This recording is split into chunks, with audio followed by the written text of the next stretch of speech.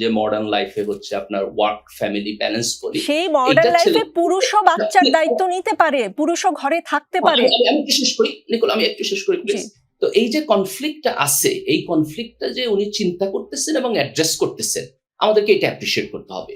এটা আমি ফেয়ার জায়গা থেকে। সেকেন্ড হলো, এই অ্যাপ্রিশিয়েট করার পদ্ধতি হিসাবে মেয়েদের কর্মঘণ্টা কমানোটা একটা ভালো প্রপোজাল কিনা, আপনি যদি এটা নিয়ে আলাপ করতে চান। আপনি পুরুষেরও কর্মঘণ্টা কমিয়ে দেন মির্জা গালিব। প্রপোজালটা এরকম হওয়া উচিত, চাইলে নারী 5 ঘন্টা কর্ম করে বাচ্চা লালন করতে পারবে, চাইলে পুরুষও এটা পারবে, নারী পুরুষের জন্য সমানভাবে এটা করা যায়। আপনি নারীকেই কেন বলবেন যে 5 ঘন্টা আপনি অফিসে সময় দিয়ে পরেরটুকু আপনি বাচ্চা লালন পালন করবেন? ডক্টর মির্জা গালিব, শাহজাহান চৌধুরীর প্রসঙ্গ আসলে এখনো শেষ হয়নি। তিনি আরো বলেছেন এক একটা নির্বাচনী এলাকায় ভোট সেন্টার সর্বনিম্ন 120টি, সর্বোচ্চ 172টি, প্রত্যেকটা সেন্টার ভিত্তিক 10টা করে পাড়া। সম্মানিত নমিনি বৃন্দ, আপনারা কয়টা পাড়ায় পৌঁছেছেন? প্রত্যেকটা পাড়ায় তো আপনাকে পৌঁছতে হবে। আর করুণ সুরে আমার মা বোনদের চোখ থেকে পানি বের করতে হবে। ইনশাল্লাহ এভাবে যদি করেন, আল্লাহ আমাদেরকে কবুল করুন। তিনি বলেছেন আমাদেরকে বলতে, মানে তার ভাষায় আমাদেরকে বলতে, আল্লামা হযরত দেলোয়ার হোসেন সাঈদীর কথা, সমস্ত এলাকায় এটা কোনো সাংগঠনিকভাবে প্রোটোকলের ব্যাপার না। সাঈদী সাহেবের প্রতি তৌহিদি জনতা যে আবেগ, এই আবেগটা আগামী নির্বাচনে আপনাদেরকে কাজে লাগাতে হবে। আপনারা বলবেন ভোট সেন্টারে ছোট ঘরের মধ্যে আপনারা একটু সাঈদী সাহেবের চেহারাটা খেয়াল করবেন, এই কথাটা বলতে পারবেন না? ভোট দিতে যাবেন, আল্লামা সাঈদী হযরত সেখানে উপস্থিত থাকবে, তার চেহারাটা একটু খেয়াল করবেন। অন্য মার্কায় ভোট দিতে পারবেন না, সাঈদী সাহেবের দাড়িপাল্লা মার্কায় আপনাকে ভোট দিতে হবে। এই কথা যদি মহিলাদেরকে বলেন, একটা ভোটও বাইরে যাবে না। আর আমার নমিনি ভাইদেরকে বলবো একটু চোখের পানি ফেলান, জনগণের কাছে কান্দেন। মানে তাহলে প্রশাসনকে নিজেদের আন্ডারে আনতে হবে আর মা বোনদের কান্দাইতে হবে। এইটাই কি জামাতের আসলে বিজয় ছিনিয়ে নেওয়ার ফর্মুলা কিনা? কারণ এটা আমি আবারও বলছি, জামায়াতের নির্বাচনী মানে জামায়াতের একটি সমাবেশ ছিল এখানে, এটা কিন্তু পাবলিক কোনো সমাবেশ ছিল না। কোনোভাবে মিডিয়ায় খবরগুলো আসাতেই কি আমরা এগুলো জানতে পারলাম? আসলেই কি জামায়াতের স্ট্র্যাটেজি এরকম কেঁদে কেটে ভোট চাওয়া? না, আমি এই পুরো বক্তব্যটাকে দেখবো হচ্ছে শাহজাহান চৌধুরী সাহেবের ব্যক্তিগত বক্তব্য হিসাবে। আপনি এটাকে এভাবে পড়তে পারেন, উনি এর আগে বেশ কয়েকবার ইলেকশনে জিতে আসছেন, উনি ভেটেরান, উনি বাংলাদেশের ইলেকশন পলিটিক্স এবং মানুষের সাইকোলজি খুব ভালোভাবে জানেন।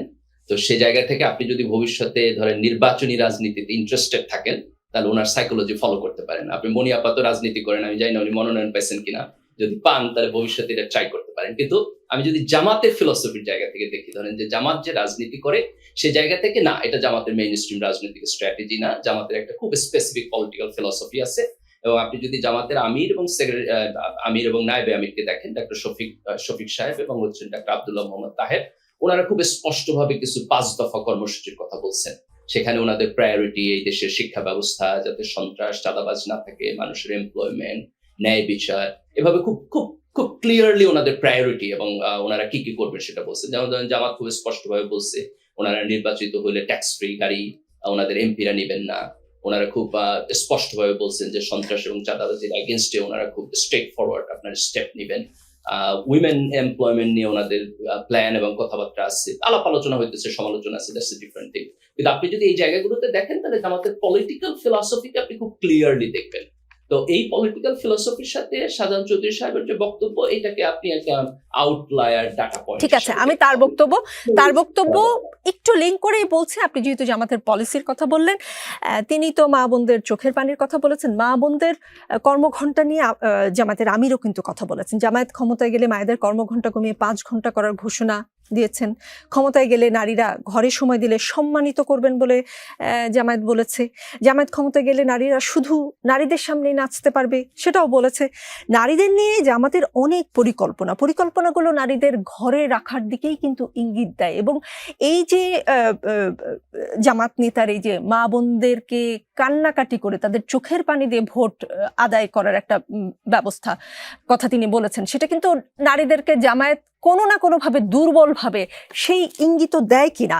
এবং এই যে জামায়াত ক্ষমতায় গেলে নারীরা কি করবে, নারীদের কাছ থেকে কেঁদে কেটে ভোট, নারীরা নাচতে পারবে কিনা, জামায়াত ক্ষমতা গেলে পুরুষদের নিয়ে ভাবনা কি সেটা তো কোথাও শুনি না মির্জা গালিব। ধরেন কোনো পরিবার যদি চায় পুরুষটি বাচ্চা লালন পালনের জন্য ঘরে থাকবে, নারী বাইরে কাজ করবে, তাহলে পুরুষটির জন্য, নারীর জন্য তো সম্মান দেবে, এটা আমি নিজেই বলেছেন। পুরুষটির জন্য জামায়াতের কি সম্মান থাকবে, অবহেলা থাকবে, নাকি বট বাহিনীর আক্রমণ থাকবে, নাকি কোনোটাই থাকবে না? কোনটা থাকবে? না নিকোল, এখানে প্রেমিসটা খুব সিম্পল। দেখেন যে আমরা তো পুরুষতান্ত্রিক সমাজের মধ্যে বসবাস করি, পুরুষরা এখানে ডোমিনেটেড। যেমন ধরেন আপনি দলগুলোর মনোনয়ন প্রক্রিয়া যদি দেখেন, দেখবেন আপনি ওভারওয়েলমিংলি হচ্ছে পুরুষ ক্যান্ডিডেট। তাহলে আপনি বাই ডিফল্ট ধরে নেন যে পুরুষের অধিকার নিয়ে এই সমাজে খুব বেশি কন্ট্রোভার্সি নাই, বরং যেটুকু পাওয়ার তার চেয়ে বেশি তারা পায়। যে কারণে হচ্ছে নারীদের প্রতি আমাদের দৃষ্টিভঙ্গি বেশি থাকে এবং আলাপ আলোচনা বেশি আসে। আমার বোধহয় আমাদেরকে এটা অ্যাপ্রিসিয়েট করতে হবে যে আমরা যদি পিছিয়ে পড়া জনগোষ্ঠীকে আপনার হচ্ছে ফোকাস এবং আলাপ আলোচনার কেন্দ্রে আনি, তাহলে সেটা ভালো।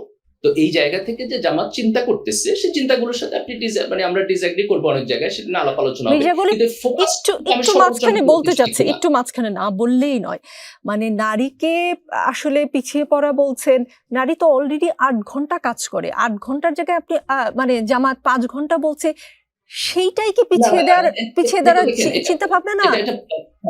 আমার বক্তব্যটাকে আপনি ব্ল্যাঙ্ক স্টেটমেন্ট হিসেবে নিয়েন না। যেমন ধরেন আপনি যদি শিক্ষায় যান, তাহলে আপনি দেখবেন 50% উপরে মেয়েরা এখন স্কুল কলেজে এসএসসি ইন্টারমিডিয়েট রেজাল্ট, সেখানে ওনার আগায় আছে। আপনি যদি চাকরিতে যান, অনেকখানি আগায় আছে। কিন্তু আপনি ধরেন যে আপনি যদি রাজনীতিতে আসেন, তাই না, তাহলে আপনি দেখবেন যে এখন এখানে রিপ্রেজেন্টেশন কম। ইভেন আপনি জবেও যদি যান, তাহলে পার্সেন্টেজ 50-50 না। স্টুডেন্ট লাইফে আপনি ধরেন যে ছেলে মেয়ের অনুপাত যেটা দেখেন, তাহলে আপনি দেখবেন যে এমপ্লয়মেন্টে সেটা থাকে না। তো সেখানে তো আপনি ডাটা বলতেছে যে তারা পিছায় আছে। তো যখন তারা পিছায় আছে, সেখানে আমাদের অতিরিক্ত অ্যাটেনশন দিতে হবে। এটা তো অত্যন্ত পজিটিভ। জি, মির্জা গালিব পিছিয়ে আছে বলে আপনি প্রশ্ন করেন, আমি এগ্রি করি, কিন্তু অ্যাটেনশন দেওয়াটা তো ভালো জিনিস, অ্যাটেনশন তো আমাদের দিতেই হবে। অ্যাটেনশন 2 রকমের হয়। একটা হচ্ছে চোখে আঙ্গুল দিয়ে দেখিয়ে দেওয়া যে তোমাকে কাটতে হবে, তুমি দুর্বল, তোমার এতক্ষণ বাইরে কাজ করার দরকার নাই, নানানভাবে অ্যাটেনশন দেওয়া যায়। তবে অ্যাটেনশন শ্রদ্ধার সাথে, সম্মানের সাথে যদি একটি রাজনৈতিক দলের শীর্ষ নেতৃত্ব না করতে পারে, সেটা আসলেই নারীদের জন্য ভীষণ অপমানজনক। আপনি যদি বলেন এটাকে অ্যাপ্রিশিয়েট করতে অ্যাজ এ উইমেন, আমি পারছি না মির্জা গালিব।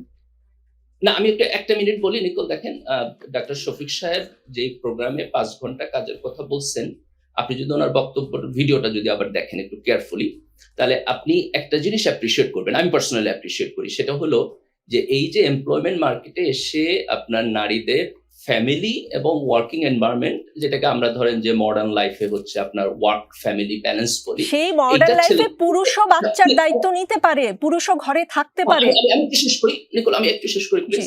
তো এই যে কনফ্লিক্টটা আছে, এই কনফ্লিক্টটা যে উনি চিন্তা করতেছেন এবং অ্যাড্রেস করতেছেন, আমাদেরকে এটা অ্যাপ্রিশিয়েট করতে হবে। এটা আমি ফেয়ার জায়গা থেকে। সেকেন্ড হলো, এই অ্যাপ্রিশিয়েট করার পদ্ধতি হিসাবে মেয়েদের কর্মঘণ্টা কমানোটা একটা ভালো প্রপোজাল কিনা, আপনি যদি এটা নিয়ে আলাপ করতে চান, আপনি পুরুষের কর্মঘণ্টা কমিয়ে দেন মির্জা গালিব। প্রপোজালটা এরকম হওয়া উচিত, চাইলে নারী 5 ঘন্টা কর্ম করে বাচ্চা লালন করতে পারবে, চাইলে পুরুষও এটা পারবে, নারী পুরুষের জন্য সমানভাবে এটা করা যায়। আপনি নারীকে কেন বলবেন যে 5 ঘন্টা আপনি অফিসে সময় দিয়ে পরেরটুকু আপনি বাচ্চা লালন পালন করবেন? না নিকোল, আপনি দুইটা জিনিসকে একটু সেপারেট করেন। প্রথম হলো যে উনি কনসার্নটা শো করতেছেন, এই কনসার্নটাকে আমরা অ্যাপ্রিশিয়েট করি, দ্যাটস পয়েন্ট নাম্বার 1। সেকেন্ড, আপনি প্রপোজালে যাচ্ছেন এবং আপনি বলতেছেন প্রপোজালটা প্রবলেমেটিক, কারণ হলো এখানে কেন আলাদা করে নারীদের কথা বলা হচ্ছে। আপনি যদি প্রপোজাল নিয়ে কথা বলেন, আমি ডিফেন্স করবো না। কেন করবো না? আমার কাছে মনে হয়েছে এই প্রপোজালটা যথেষ্ট প্রফেশনাল না। এটা কাজ করবে কিনা, এটার পজিটিভ নেগেটিভ দিক কিভাবে কাজ করবে, এটা ডিটেইল আলাপ আলোচনার মধ্যে আসে নাই। কাজে আমি প্রপোজালটা, আমি নিজেও কনফিউজড যে প্রপোজাল আসলে বেস্ট প্রপোজাল কিনা। কাজে আমি প্রপোজাল নিয়ে আমি কোনো বক্তব্য দিব না। কিন্তু আমার কথা হলো যে আপনি যদি ওনার বক্তব্যটা শুনেন, আমি শুনছি ওনার বক্তব্যটা, উনি যে কনসার্নটা শো করতে চাইছেন, বাংলাদেশের একজন টপ পলিটিশিয়ান, একটা দলের প্রধান, উনি নারীদের আপনার ওয়ার্ক এবং ফ্যামিলি লাইফ ব্যালেন্সের যে কনফ্লিক্ট আছে, যেটা প্রবলেম, সারা দুনিয়াতে এটা প্রবলেম, কোন সভ্যতার মধ্যে এটা প্রপারলি এখন পর্যন্ত সলভ করতে পারে নাই, না ওয়েস্টার্ন সিভিলাইজেশন না মুসলিম সিভিলাইজেশন, কোথাও এটা সলভ হয় না। আপনি যদি ডাটা দেখেন, স্ট্যাটিস্টিক্স দেখেন, ওয়ার্কিং মাদারদের যে কনফ্লিক্টের মধ্যে দিয়ে তারা যাইতে হয় সারা দুনিয়াতে, এটা একটা আনসলভ প্রবলেম। মির্জা গালিব, আপনি যে দেশে বসে এই কথাগুলো বলছেন, সেই দেশেও আনসলভড, সেই দেশেও পুরুষকেও জানেন এই দেশে কত মহিলা, এই দেশে কত নারী মা হওয়ার পর চাকরি ছেড়ে দিতে হয়, তার কারণ হলো তার টেক কেয়ারের কস্ট এবং তার জবের যে ওয়েজ, এই দুইটা ইকুয়াল, এবং এটা ইকুয়াল হওয়ার জন্য হাউ মেনি, এই ডাটাটা কত বড়। This society has lot of problems. বাইরে থেকে মনে হয় সোসাইটি ওয়ে গুড, আমরা এত পিছানো যে সোসাইটির সাথে কম্পেয়ার হয় না, আমাদের সিস্টেমই কাজ করে না, এজন্য আপনি কম্পেয়ার করতে পারবেন না। ডক্টর মির্জা গালিব, আমাদের এই আর্গুমেন্ট আসলে নেভার এন্ডিং হয়ে যাচ্ছে। আমার আসলে আরো বিষয়ে কথা বলতে হবে, যদি কোনোদিন সময় পাই নিশ্চয়ই শুধু এই টপিকটা নিয়েই কথা বলবো।